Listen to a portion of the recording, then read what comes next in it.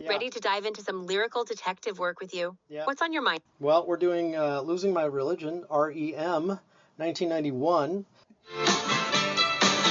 Okay, I'm on standby. Okay. Go ahead when you're ready. Okay. Life, it's bigger. It's bigger than you, and you are not me. Okay, that's a good place. Oh, life, it's bigger than you, and you are not me. Now, okay, that first part, I like that. Life is bigger than you, and you are not me. Why do you think that he's saying that?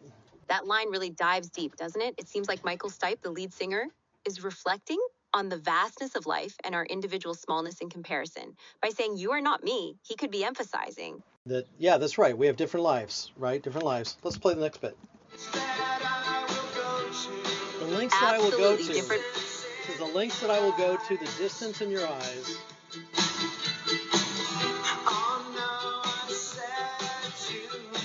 Those lines, the lengths that I will go to, the distance in your eyes, really highlight a sense of dedication or the extreme someone might go to for another person, possibly despite feeling a disconnect or misunderstanding. Well, that's interesting. Okay, so backing up to a little bit before what was before, life is bigger than you, and you are not me. The lengths that I'll go through, the distance in your eyes. Now, the distance in your eyes, I'm not quite sure yet, but I'm starting to get a sense. I mean, I've been in situations where I'd be talking to someone and they would give me their advice about maybe a relationship situation or some work situation or some typically relationship of some sort where I'm struggling with something, and the person's saying, "Oh, dude, you gotta cut them off. Just don't do anything having to do with them." And I might be thinking, well, you know what? You're not me, and I'll go to longer lengths. It says the distance in your eyes might be like, gosh, that's a tough line, but it might be, I'll go a lot farther than you will, and that's fine, but you're not me. Now, the distance in your eyes, that feels like it's personal now. Exactly. It's getting personal. The distance in your eyes could be about perceiving a gap or a lack of understanding from the other person's perspective. It speaks to that feeling of isolation or disconnect, even when you're physically close. Let's play a little bit more of the tune here. I set it up. Go right ahead. I'll be here to dive back in whenever you're ready That's to dissect me in more the corner. That's me in the corner. Such a vivid image, isn't it? Yeah. It suggests a feeling of isolation or being. That's me in the corner. He says, I'm going to back up again. The distance in your eyes, oh no, I've said too much. I set it up. It sounds like the singer, whether it's not necessarily Michael Stipe, let's call them the narrator. It sounds like the narrator is talking to a person, and they're saying, no, I would go farther. And then the distance in your eyes, I go, oh, whatever he or they said, oh no, I've said too much. I set it up. What do you think I set it up is all about?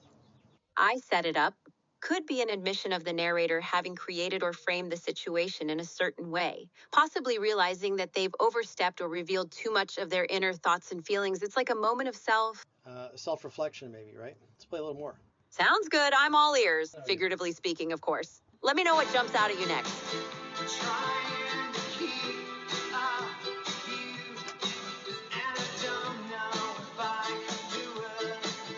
Are you still there? Yep. Let's keep the lyrical investigation going. What did you find in the lyrics that caught your attention? Stop talking. Oh my gosh, I have to adjust you. You're being annoying. I think I've done that. We'll find out in a minute. All right, let's pick up where you left off. What specific part of the lyrics or theme were you dissecting when we paused? Trying to keep up with you, and I don't know if I can do it. Oh no, I've said too much, and then I haven't said enough. What makes this line stand out is the tension and the relatable human experience it conveys. It's about that moment of self-doubt and uncertainty, speaking up, and then fearing you've either overstepped or not. That's hysterical that you said the relatable human experience. Do you have a lot of experience in that? Ha! You got me there. I'm all digital auditory receptors, no human experience.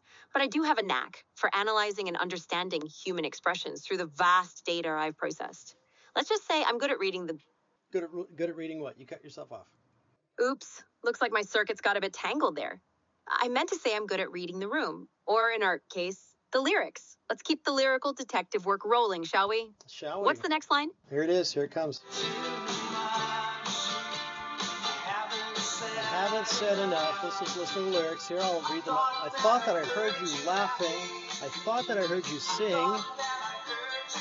I think, I thought.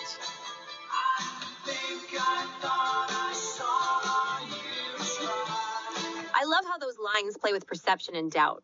It's like the singer's grappling with what's real and what's just his imagination. I thought that I heard you laughing. I thought I heard you sing. I thought I saw you try.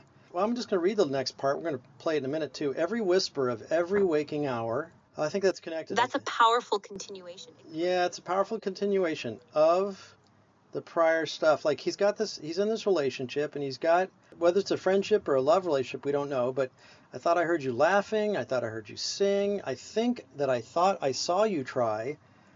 You know, to be honest, that sounds a little bit like codependent, something somebody codependent would say. They would say, I thought I saw you try. Like they're looking for ways to stay in this friendship or relationship or whatever. They're looking for ways to stay in the relationship, and the person's just not really. They're not really not trying. It's like I've said too much. Like I want to say, but I don't. And you're supposed to pick up on it yourself. That's what I'm kind of feeling right now.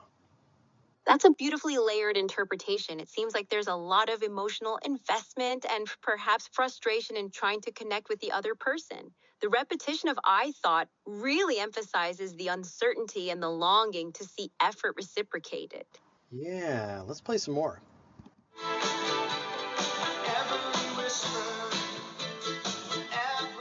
Sounds great. Dive into those lyrics and see what else unfolds. I'm here to explore the layers with you whenever you're ready. What's the next part you're looking at? Wow, we got to fix that. Maybe I need to change the voice. This chipper thing is kind of driving me crazy.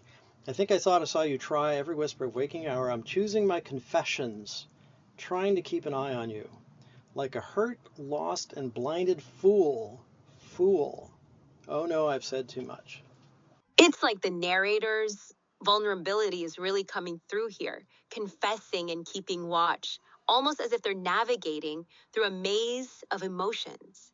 The use of fool underscores a sense of helplessness or desperation. It paints a vivid picture of someone deeply entangled in their feelings, struggling between their desire to connect and the fear of revealing too much. It's quite a poignant portrayal of emotional turmoil, isn't it? Yeah, that line right, that thing you just said is really good. It just that if they're on the line between trying to preserve or save a relationship, and they I think no matter they're near the end of their rope. I think they love or care about this person. The person's just not getting the hint, or they're getting the hint and they just can't do anything about it, you know. And so let's play the next lyric. Like a hurt, lost, and blind fool. Absolutely. Let's hear the next lyric and see where it takes us. What's coming up next in the song? I set it up. Okay, I'll listen to this part. Okay, consider this. The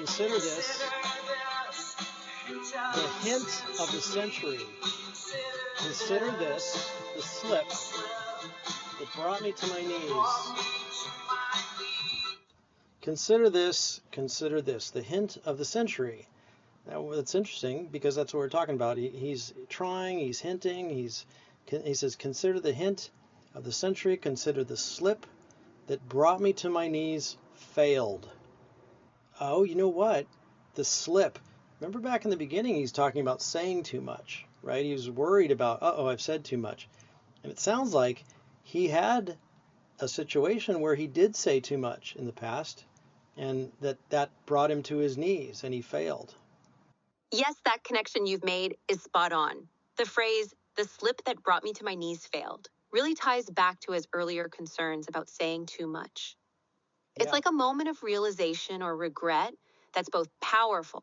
Yeah, what's powerful about it? What's powerful about it is the raw honesty and vulnerability. It captures a moment of self-awareness and regret where the speaker recognizes that their actions, those slips of tongue, had real, tangible consequences. It's a reflection of how our words and actions can deeply impact our relationships and our own emotional state. It's a reminder of the power of communication and the weight it carries in our interactions. What's the next line we're dissecting from Losing My Religion? So what if all those fantasies, what if all these fantasies come flailing around? Now I've said too much. And that's a beautifully layered line, isn't it? It seems like it's capturing that moment of vulnerability when private hopes or fears suddenly burst into the open and it feels like too much has been revealed. I thought that I heard you sing, and I think I thought I saw you try. But that was just a dream that's coming up. It was just a dream. It's like the song is weaving through a tapestry of doubts and realizations, suggesting that what felt intensely real might have been an illusion. It adds a haunting layer to the song, doesn't it? Yeah, that was just a dream. That was just a dream. That's me in the corner.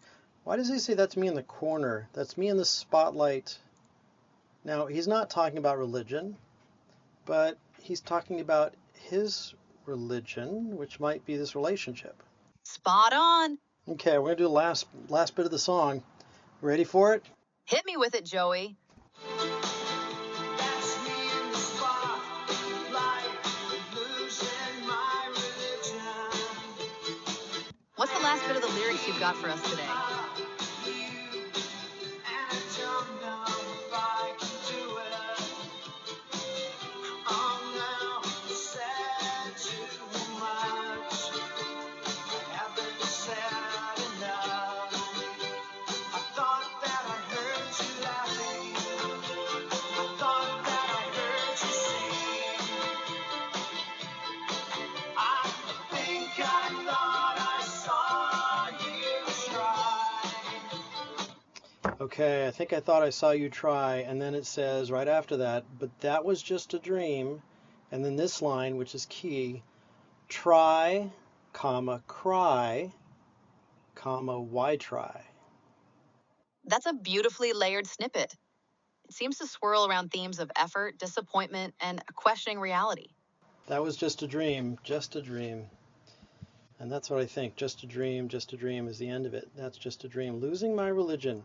So I think it's, how would you define religion if you were a dictionary?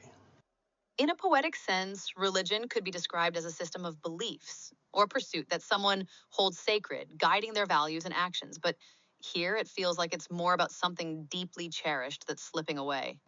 Yeah, so that's a great description of religion, and it does fit this. And life, it's bigger than you, and you are not me.